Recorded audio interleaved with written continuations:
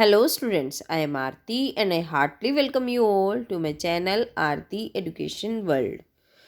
प्यारे बच्चों, आज की इस वीडियो में हम आपकी 8th क्लास की सामाजिक विज्ञान विषय की कार्यपत्रक नंबर 23 यानी कि वर्कशीट नंबर 23 पढ़ेंगे, जिसकी डेट है 18 दिसंबर 2020।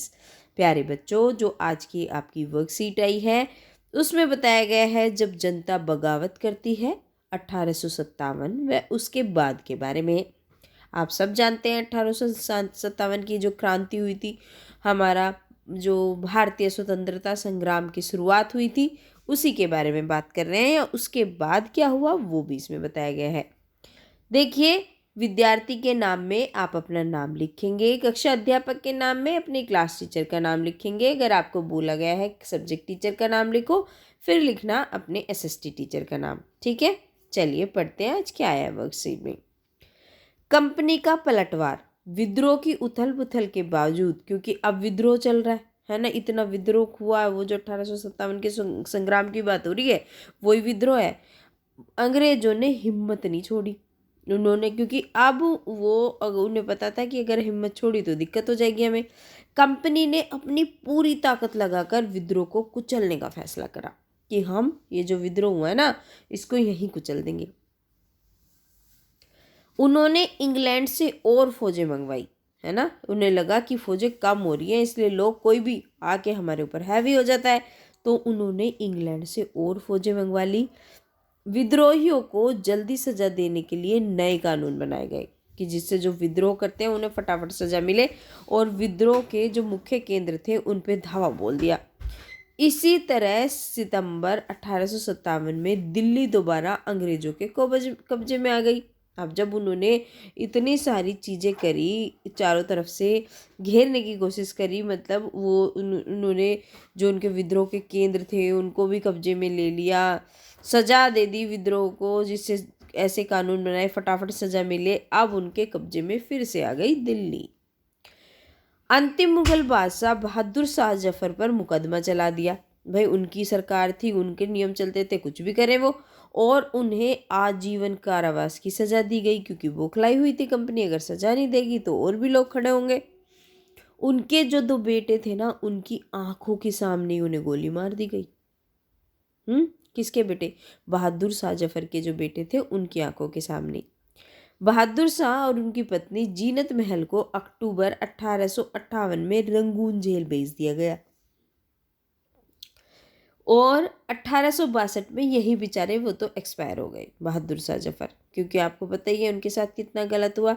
उनको एक तो मुकदमा चलाकर पूरी उम्र जेल में रहने का, और ऊपर से उनके बेटों को भी मार दिया उनके सामने।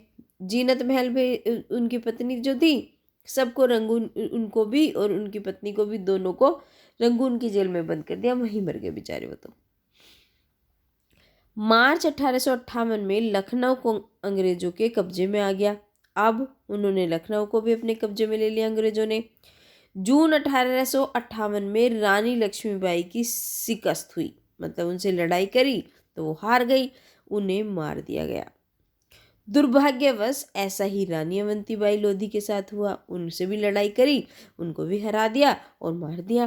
तात्या टोपे मध्य भारत के जंगलों में रहते हुए आदिवासी और किसानों की सहायता से छापामार युद्ध चलाते रहे, लेकिन तात्या टोपे थे वो फिर भी क्या कर रहे थे?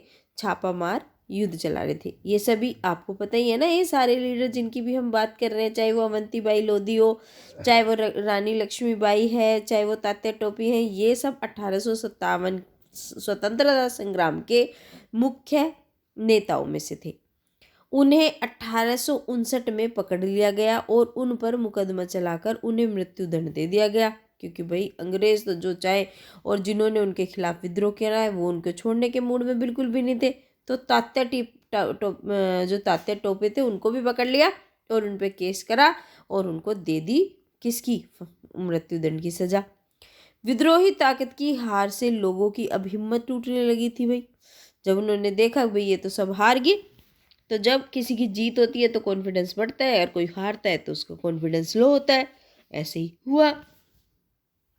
बहुत सारे लोगों ने विद्रोहियों का साथ छोड़ दिया। अब जो लोग साथ थे वो भी पीछे हो गए, भैया कुछ नहीं होने वाला, ये ना ये उन जैसे लोगों की सोच होती है। पहले ही कुछ लोग नेगेटिव होते हैं, वो बोलते हैं कुछ नहीं होना, बस ये वो ही है, ये कंपनी किसी की भी नहीं बात मानेगी, नहीं जा रही कहीं भी। लोगों का विश्वास जीतने के लिए अंग्रेजों ने क्या करा, वफादार भूस्वामी, वो जो भूस्वामी थे उनके लिए इनाम दे दिया। मतलब जो जिनके पास ज़मीनें थी ऐसे लोगों को, और जो उनके वफादार थे, उनके तलवे चाटते रहते थे अंग्रेजों के, उनको इनाम देना शुरू कर दिया। तो लोगों ने सोचा कि इनके वफादार बन के रहेंगे तो ही फ़ायदा है, अगर इनके खिलाफ विद्रोह करेंगे तो फिर कुछ फ़ायदा नहीं, नुकसान ही नुकसान है। ठीक है, तो ये हुआ। अब विद्रोह के बाद के साल, उनमें क्या क्या हुआ वो देखते हैं। विद्रोह के बाद के सालों में अंग्रेजों ने 1859 के आखिर तक देश पर दोबारा नियंत्रण पा लिया। अब जो उनकी पकड़ ढीली हुई थी ना, वो उन्होंने 1859 के लास्ट तक दोबारा से उनको सारा कंट्रोल मिल गया फिर से। लेकिन अब वे पहली वाली नीतियों के सहारे शासन नहीं चला सकते थे। जो पहली नीतियां उन्होंने अपना रखी थी, सब कुछ अपना अपना अपना, अब उन्हें थोड़ा सा तो ढीला होना पड़ेगा। अंग्रेजों ने कुछ अहम बदलाव किए, और वो क्या अहम बदलाव थे अब देखिए। उन्होंने करा, ब्रिटिश संसद के 1858 के नए कानून के द्वारा ईस्ट इंडिया कंपनी के सारे अधिकार ब्रिटिश साम्राज्य के हाथ में दे दिए, कि अब ये नहीं ईस्ट इंडिया कंपनी करेगी, जो उनका इंग्लैंड का जो चलता था जिस हिसाब से शासन, वो ही होगा। ब्रिटिश मंत्रिमंडल के एक सदस्य को भारत मंत्री के रूप में बना दिया गया, है ना, जो उनके वहीं का ब्रिटिश मंत्रिमंडल का एक सदस्य था उसको बना दिया, ये होगा भारत का मंत्री। भारत के शासन से संबंधित मामलों को संभालने का जिम्मा सौंपा गया, और उसे सौंप दिया, भाई पूरा भारत से संबंधित जो भी मामले होंगे तुम संभालोगे।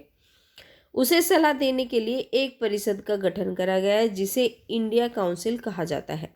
ठीक है, उन्होंने जो उसके लिए क्या बनाई, एक परिषद बनाई जिसे कहते हैं इंडिया काउंसिल। भारत के गवर्नर जनरल को वायसराय का ओहदा दिया। जो भारत में का गवर्नर जनरल बनाया ना ब्रिटिशर्स ने, अंग्रेजों ने, उसको बोला, वो क्या बोलते थे उसको उसको बुलाते थे वायसराय का पद दिया गया उसे। इस प्रकार उसे इंग्लैंड के राजा रानी का निजी प्रतिनिधि घोषित किया गया। भाई उनका रिप्रेजेंटेटिव है, यानी कि वो जो भी काम करेगा वो उनके बिहाफ पे करेगा, जो वो राजा रानी चाहते हैं ऐसा करेगा।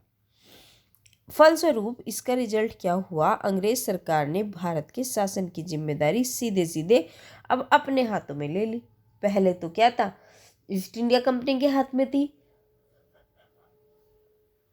अब जो इंग्लैंड है उसने सारी की सारी जिम्मेदारी ले ली अपने हाथ में, वहीं से अब शासन चल रहा था।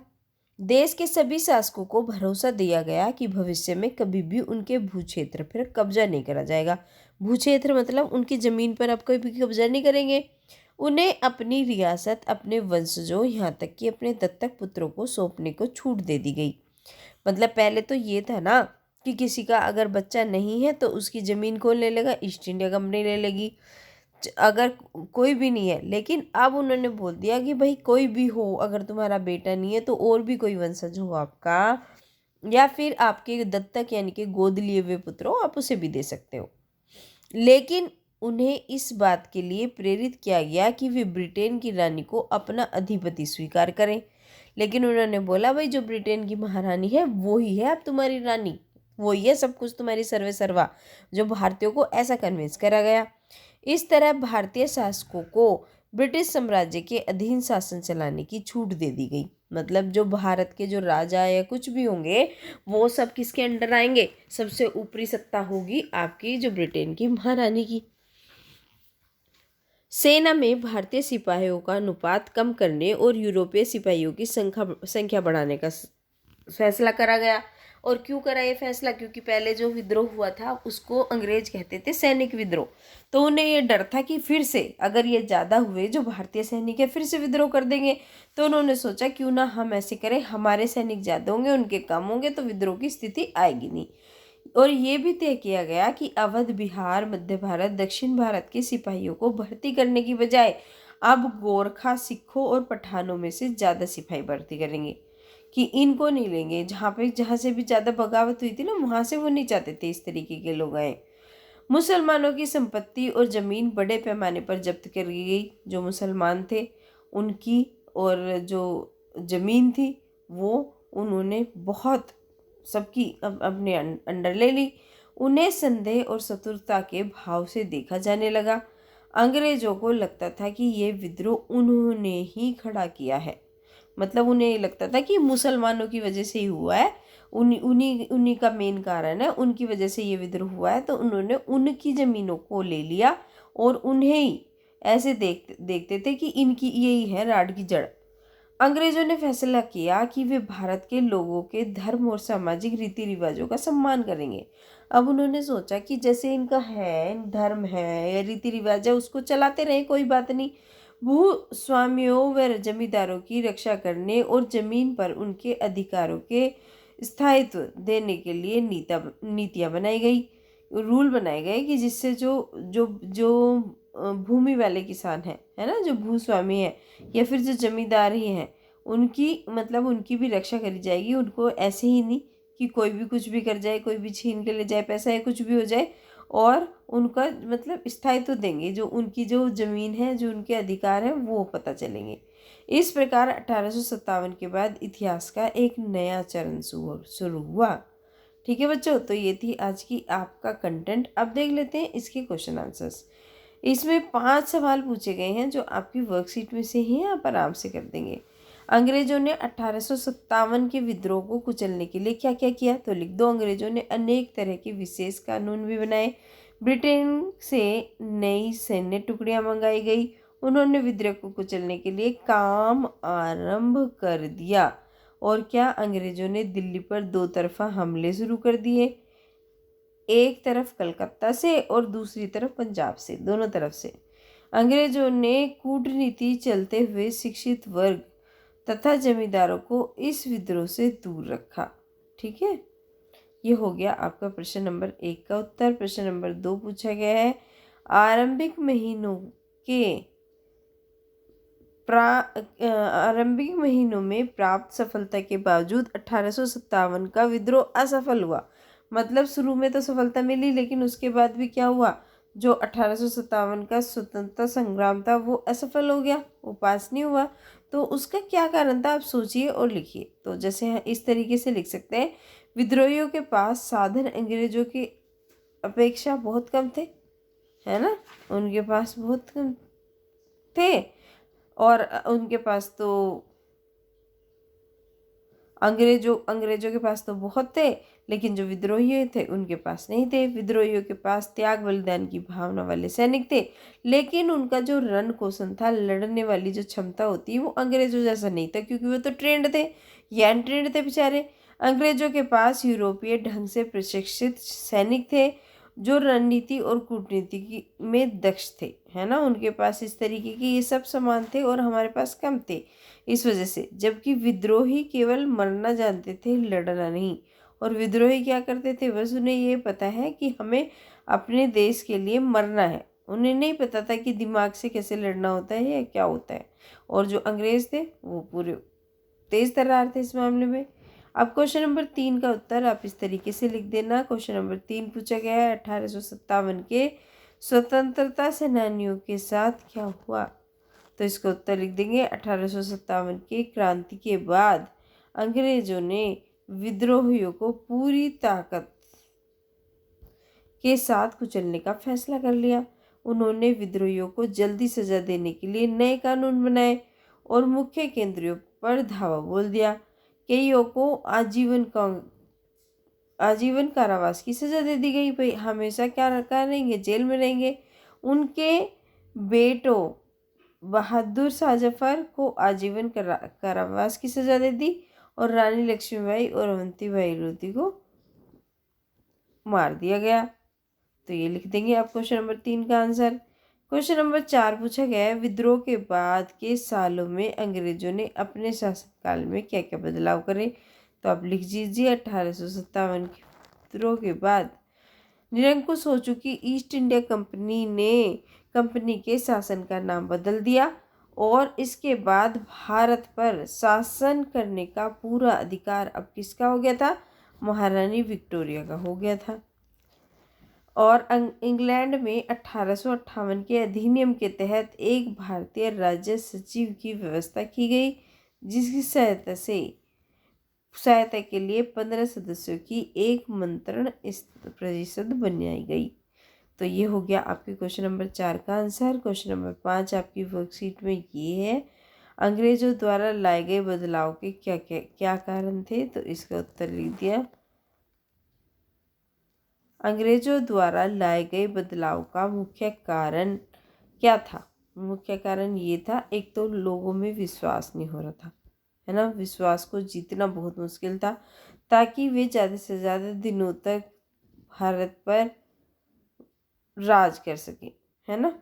और अंग्रेज अपने बदलाव के द्वारा भारतीयों के विश्वास जीतना चाहते थे, और अब वह केवल उनके कल्याण के लिए कार्य करेंगे। तो बच्चों, ये हो गई आज की आपकी वर्कशीट। आशा करती हूँ कि वीडियो आपके लिए हेल्पफुल भी रहेगी होगी और बेनिफिशियल भी। तो अगर आप चाहते हैं इसी तरीके से मैं वीडियो बनाती रहूँ, तो प्लीज़ लाइक, कमेंट, शेयर और सब्सक्राइब करना बिल्कुल ना भूलें। Thank you.